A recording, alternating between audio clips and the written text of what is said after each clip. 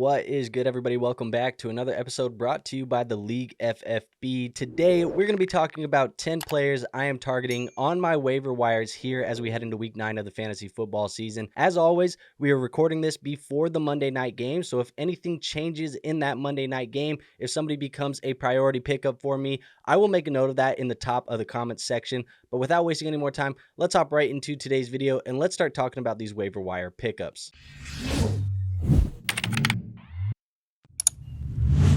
Now, before we get into my top 10 guys, I do want to talk about some double check players that you should be looking at on your waiver wires. They are rostered in over 50% of leagues at the moment, but they are players that I think you should be checking on. K. Dotton, Calvin Ridley, Juwan Jennings, Keon Coleman, Josh Downs, Jerry Jeudy, Jalen McMillan, Kirk Cousins, Zach Charbonnet, Ricky Pearsall, Christian Watson, Aaron Rodgers, and Jalen Warren are the players that I think are rostered in over 50% of leagues, but should be available and should be picked up if they are available in those leagues themselves. So let's talk about my number one waiver wire pickup of the week, and it's going to be Cedric Tillman. Now, Cedric Tillman, he is rostered in about 24% of leagues right now, and we talked about picking up Cedric Tillman last week on our waiver wire show after he finished as the wide receiver 14 on the week. But he followed that wide receiver 14 finish up with a wide receiver 3 overall finish here in week 8. And Cedric, he instantly becomes one of the best, if not the single best waiver wire target on the week for me here in a very slow waiver wire week. Now, this Browns offense, it looks way better without Deshaun Watson under center. They now have Jameis Winston, who is chucking the ball deep, which we do love to see that. With the 2-game sample size now of production, Amari Cooper out of town, Deshaun Watson no longer at the quarterback, I think this is the perfect mix, the perfect recipe for Cedric Tillman, and he now becomes a priority pickup for me if you need immediate wide receiver help. And now moving on to my second pickup, the guy that I think you should be targeting is Bo Nix at the quarterback position. He is rostered in about 35% of leagues, and Nix, he has been a QB1 in 3 of his last 4 games, and he's generating points with his passing and his rushing ability in those matchups as well. People, they're going to be nervous about the upcoming matchups because on the schedule, he has Baltimore and Kansas City. Now, they do sound scary on paper. I get it. These are good playoff teams in the NFL, but Baltimore is currently 31st against the quarterbacks. They're giving up 23.4 fantasy points per game to the position, and Kansas City, they are 16th, giving up 16.6. So maybe they're not as scary as they look on paper. Now, after that, he's going to have some good matchups against Atlanta and Vegas, which are both very easy matchups. He is my number one quarterback on the wire, and it looks like he is an instant pick up and play for the next month or even more as we get into the back half of this fantasy football season. Now, moving on to my third pickup, I do want to talk about Tyler Allgeier of the Atlanta Falcons. He is rostered in about 47% of leagues, and Tyler Allgeier, he has floated around that 50% rostership threshold for a while now. It's kind of been very clear to me that he's one of the better or the most obvious high-end handcuff stashes as we head into the back half of the season as well. He may not have a complete 3-down role or a 3-down skill set in the current state of this offense because he is only averaging about 1 target per game, so obviously you want to see that go up. That being said, if Bijan Robinson were ever to go down in the back half of the year, Allgeier, he would get a ton of work in a very good offense with a very solid playoff schedule against Las Vegas, New York, and Washington. Now, moving on over to another guy we should be picking up at the quarterback position, I want to talk about Matthew Stafford. He is currently rostered in about 33% of leagues, and in week 1, when he had Cooper Kupp and Puka Nacua on the field, Stafford was a quarterback 1 on the week, and he did it again in week 8 when he had both of those guys back on the field again. Now, with those 2 wide receivers healthy moving forward, I think Stafford, he has this low-end QB1 upside again in a very fast-paced Rams offense. So if you need a quarterback that you need to stash on your bench or maybe just a bye-week fill-in over the next couple of weeks, I think Matthew Stafford has a good matchup this week against Seattle. They currently rank 17th against the quarterback position, and he should have that low-end QB1 upside for the rest of the year as long as these guys are healthy. Now, moving over to our next pickup, I want to talk about Parker Washington of the Jacksonville Jaguars. He is rostered in 0% of leagues right now.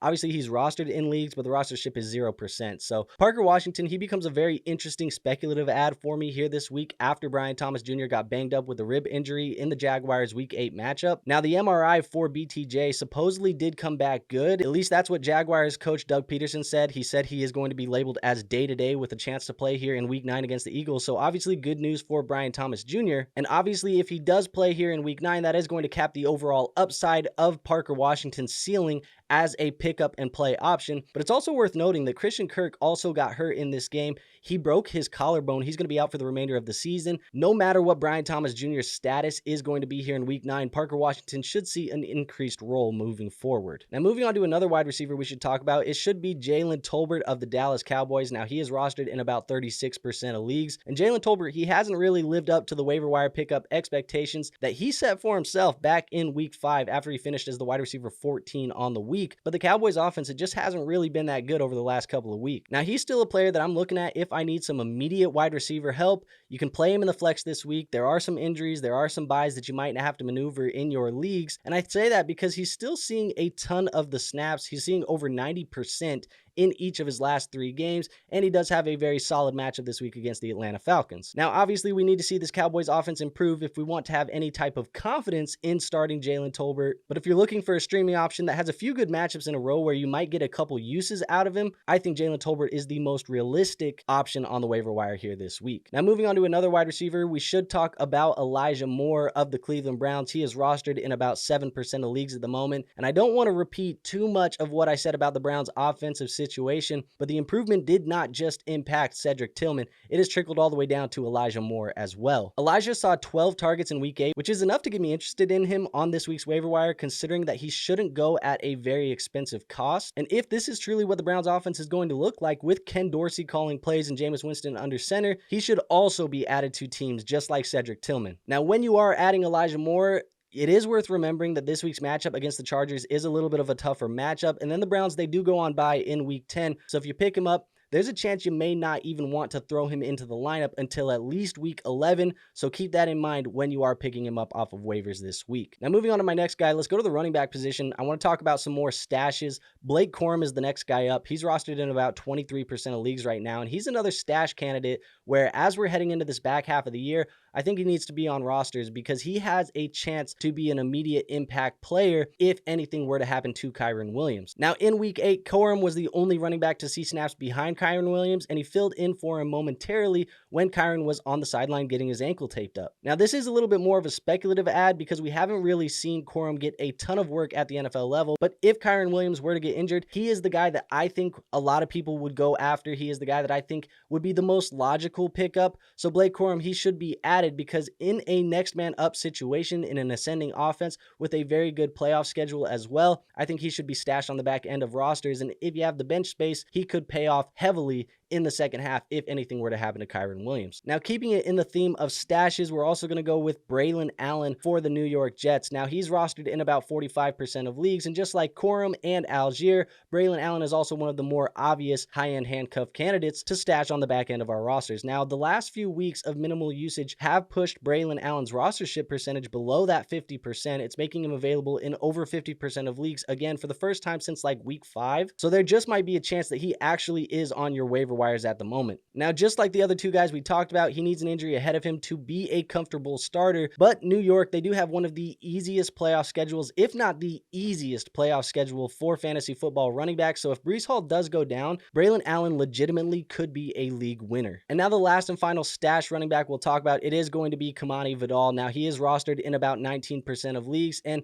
like I said, the last stash in this video, and unfortunately, there really is no immediate impact type of running backs, so this is more so just stash running backs for the week here on the waiver wire. But Kimani Vidal, he does look like the obvious pickup if anything were to happen to J.K. Dobbins, and obviously this Los Angeles Chargers team wants to run the football, so he would get a lot of usage as well if something happened to Dobbins. Now, Vidal, he had a lot of deep league fantasy players and dynasty managers excited about the potential opportunity when he landed with the Chargers in the offseason here in the NFL draft. And with Gus Edwards on IR, it doesn't feel like there's really anything in front of him other than J.K. Dobbins, who has struggled with some lower body injuries in the past. So it's not necessarily the cleanest bill of health for the starting running back ahead of him. So just in the event that anything happens to J.K. Dobbins, obviously Kimani would be a very popular pickup. So let's just beat that waiver wire on a week where there's not a lot of immediate options to plug into the lineups. Let's stash the high upside options, and Kimani Vidal is the last of those high upside options. So there you have it, folks. That is my top 10 players I am targeting on my waiver wire here as we head into week 9. As always, if you enjoyed the content, make sure you hit the like button, make sure you hit the subscribe button and make sure you go join our Discord. Our Discord is linked in the description. Free to join that, so there is no risk as well. And if you do want to support the channel financially, go play over on Underdog. Use promo code LEAGUEFFB. They'll give you up to $1,000 in bonus cash, and we get a kickback. So it does help support this channel and help us grow so we can improve the lighting and some of the other stuff that we have here on the channel. So if you want to do that, go ahead and do that. Play over on Underdog. Use code LEAGUEFFB. All of those things out of the way. I have nothing else for you today, so I will see you on our next episode. But until then, peace out.